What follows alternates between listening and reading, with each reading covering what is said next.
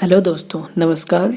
स्वागत है आपका फिर एक ब्रांड न्यू वीडियो में, जिसमें आपको आज बायोलॉजी के बहुत सारे क्वेश्चंस देखने को मिलेंगे और आप इसमें 100 रुपये जीत सकते हैं अगर आपने क्विज में पार्टिसिपेट किया। तो क्विज का लिंक आपको डिस्क्रिप्शन में मिल जाएगा। तो चलिए शुरू करते हैं। पहला क्वेश्चन, रक्त का शुद्धिकरण कहाँ होता है? तो पूछा जा रहा है कि रक्त मतलब ब्लड जो होता है उसका शुद्धिकरण कहाँ से होता है, मतलब उसका फिल्ट्रेशन कहाँ से होता है। ठीक है, तो इसका जो आंसर है वो किडनी में होता है। ये फोटो में मैंने दिखाया है, जो हाईलाइटेड है रेड कलर का जो दिख रहा है वो उसे कहते हैं किडनी। ठीक है, हमारे शरीर में 2 किडनी होती है।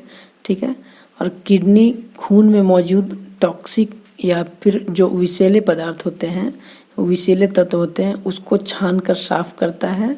और जो भी विषैला चीज़ है, जो भी मतलब उसमें टॉक्सिक चीज़ है, उसको हमारे मतलब मूत्र मतलब जो हम लोग पेशाब करते हैं उससे निकाल देता है बाहर। ठीक है ना।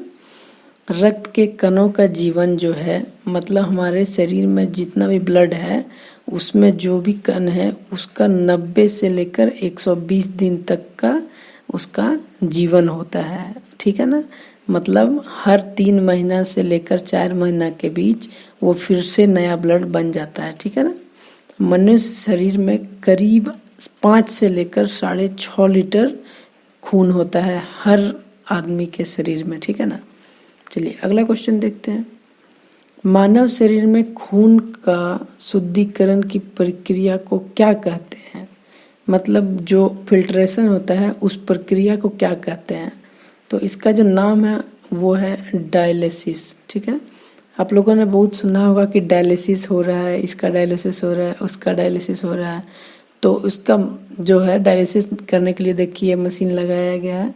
मतलब अगर हमारा जो शरीर के अंदर से अगर डायलिसिस नहीं कर पा रहा है तो बाहर से भी डायलिसिस करने का मशीन बनाया गया है, जिससे कि डायलिसिस कर सकते हैं। ठीक है, जब किसी व्यक्ति के वृक्क यानी गुर्दा, ठीक है, वहाँ से वो काम नहीं करता है, डायलिसिस नहीं कर पाता है, तब हम लोग ये मशीन का उपयोग करके डायलिसिस करते हैं। ठीक है, और डायलिसिस करने की ज़रूरत क्यों पड़ता है ये जानते हैं। ठीक है, जैसे कि लंबे समय से मधुमेह मतलब जो हमारा शुगर बीमारी होता है उसमें, या फिर हाई ब्लड प्रेशर जैसी स्थिति से कई बार डायलिसिस की आवश्यकता पड़ती है। समझ रहे हैं ना।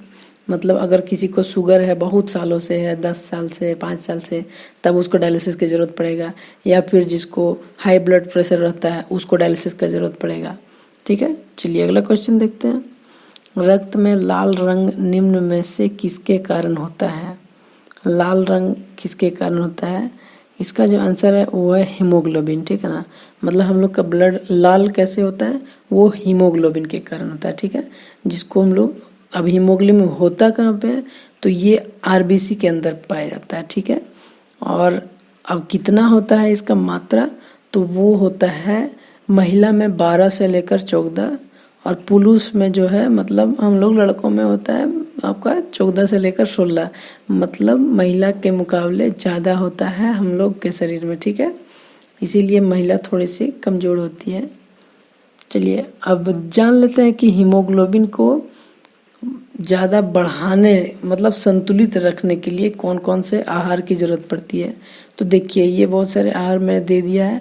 अब वीडियो को पॉज कीजिए और देख लीजिए, पढ़ लीजिए, नोट कर लीजिए, लिख लीजिए। मैं बढ़ता हूँ अगले क्वेश्चन की ओर। हीमोग्लोबिन किसका महत्वपूर्ण घटक है? तो इसमें पूछा रहा है कि हीमोग्लोबिन किसका महत्वपूर्ण घटक है। तो इसका जो आंसर है वो है आरबीसी का। मैंने पिछले क्वेश्चन में बताया कि आरबीसी क्या होता है। ठीक है ना, और आरबीसी का फुल फॉर्म होता है रेड ब्लड सेल। ठीक है, चलिए अगला क्वेश्चन देखते हैं। हीमोग्लोबिन का कार्य है, मतलब पूछा रहा है कि हीमोग्लोबिन का क्या कार्य है। तो इसका जो आंसर है वो है ऑक्सीजन ले जाना और कार्बन डाइऑक्साइड को ले आना। ठीक है ना, तो इसमें ऑप्शन में दिया गया था ऑक्सीजन को ले जाना, तो ऑक्सीजन को ले जाना हम लोग मारेंगे। अगर आपका देता ऑप्शन में कि कार्बन डाइऑक्साइड को फेफड़े तक पहुंचाना, तो वो भी हम लोग मार सकते थे। ठीक है, अगला क्वेश्चन है मानव रक्त का पीएच मान होता है। मतलब पूछा जा रहा है कि मानव में जो हम लोग का शरीर में जो खून है, ब्लड है, उसका पीएच मान क्या होता है। तो इसका जो आंसर है वो है 7.4, ठीक है ना। तो देखिए पीएच जो होता है उसका फुल फॉर्म क्या होता है ये जानते हैं पहले। पीएच का फुल फॉर्म होता है पोटेंशियल ऑफ हाइड्रोजन, ठीक है।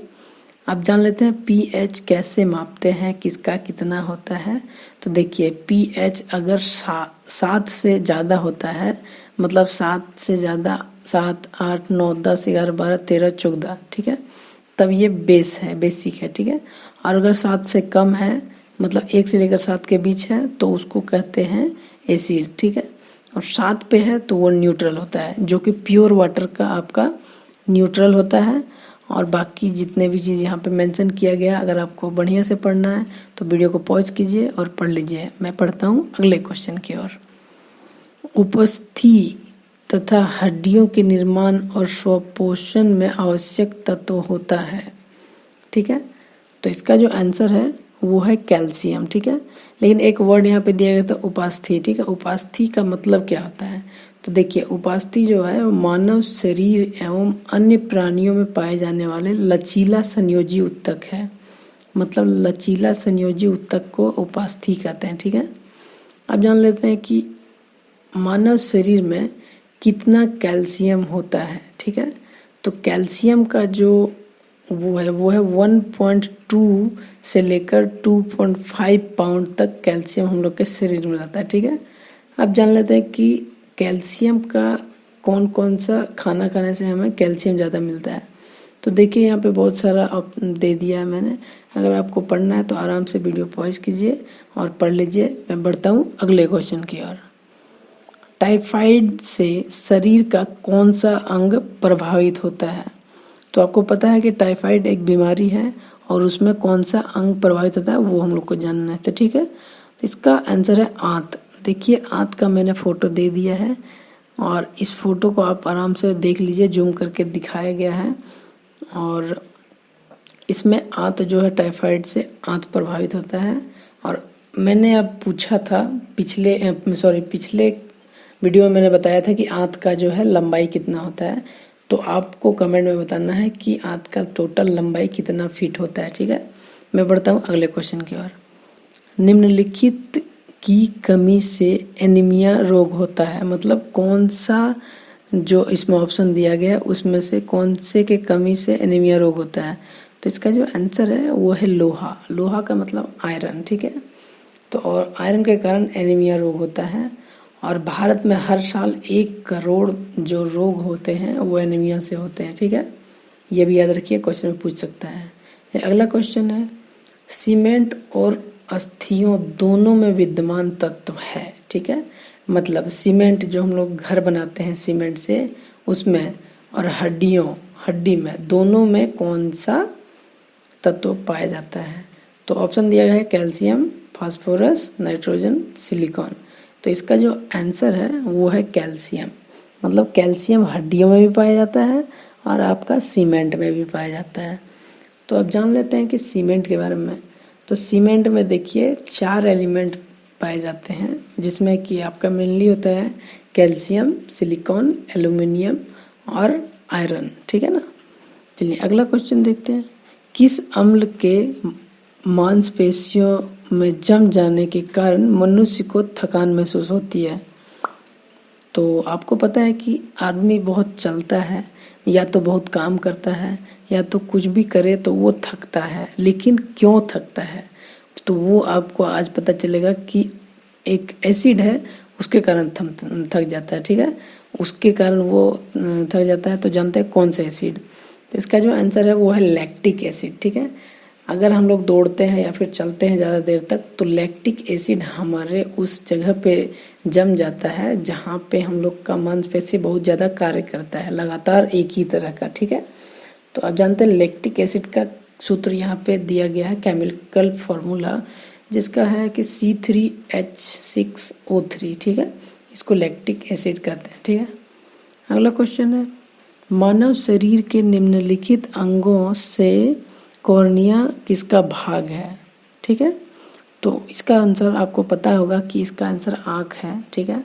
हमारे आँखों में कॉर्निया होता है, और कॉर्निया जो है देखिए फोटो में दिखाया गया है, सबसे आगे वाला भाग को कॉर्निया कहते हैं, जो कि हमारे आँखों के बाहर होता है, ठीक है। और कॉर्निया एक पारदर्शी होता है जिसके कारण लाइट हमारे आँख कॉर्निया से होते हुए हमारे रेटिना तक पहुंचता है और जो हमें दिखाई देता है, ठीक है। तो अगला क्वेश्चन है, नेत्र में प्रवेश करने वाले प्रकाश की मात्रा का नियंत्रण निम्न में से किस अंग द्वारा किया जाता है। तो देखिए मतलब प्रकाश को कंट्रोल कौन करता है, तो इसका आंसर है आइरिस। आइरिस जो होता है वही हमारे प्रकाश कितना पहुंचना हमारे आँख में वो कंट्रोल करता है, ठीक है। तो आँखों के बारे में जब दूसरा क्वेश्चन आ गया तो थोड़ा सा और जानते हैं आँखों के बारे में। तो आँख का जो होता है हम लोग वेट जानेंगे, ठीक है। तो हमारे आँखों का वेट होता है लगभग 7.5 ग्राम होता है, और इसकी वॉल्यूम का बात अगर किया जाए तो 6.5 सेंटीमीटर क्यूब होता है, ठीक है, मतलब 6.5 सेंटीमीटर क्यूब, ठीक है। अगला क्वेश्चन है, आँख के किस भाग में वस्तु का प्रतिबिंब बनता है।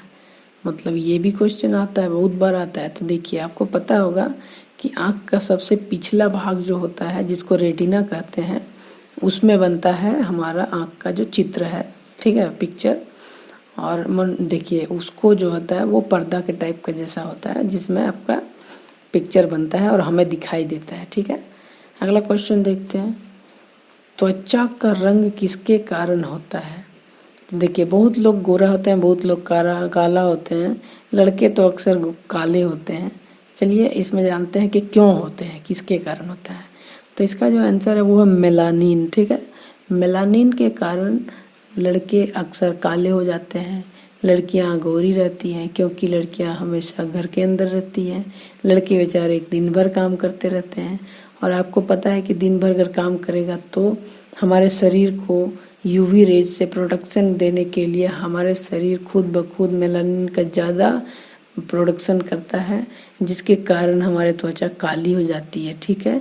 काली होने का ये मतलब है कि हमें ज़्यादा प्रोडक्शन मिलता है सूरज की रोशनी से, ठीक है, और हमें ज़्यादा बीमारियों से रक्षा करता है, ठीक है। तो इससे आप ये मत सोचिए कि आप अगर काले हैं तो आप खराब दिखते हैं, नहीं, देखिए वो छाते की तरह काम करता है, हमारे शरीर को बचाता है, ठीक है। अगला क्वेश्चन जो है वो आप लोगों के लिए है, आपको आंसर देना है कि हीमोग्लोबिन में क्या होता है। दूसरा क्वेश्चन है, नेत्रदान में आँख का कौन सा भाग प्रयुक्त किया जाता है। तीसरा क्वेश्चन है, रक्त में पाई जाने वाली धातु है, ठीक है। ये 3 क्वेश्चन का आंसर आपको देना है, और अगर आपको लगता है कि आप बहुत कुछ जानते हैं तो आप नीचे दिए गए डिस्क्रिप्शन में लिंक को क्लिक कीजिए और पार्टिसिपेट कीजिए क्विज में, और आप जीत सकते हैं 100 रुपये का पेटीएम कैश या फिर गूगल पे, जिसमें आपको चाहिए उसमें मिलेगा, ठीक है। आज के लिए इतना ही, धन्यवाद।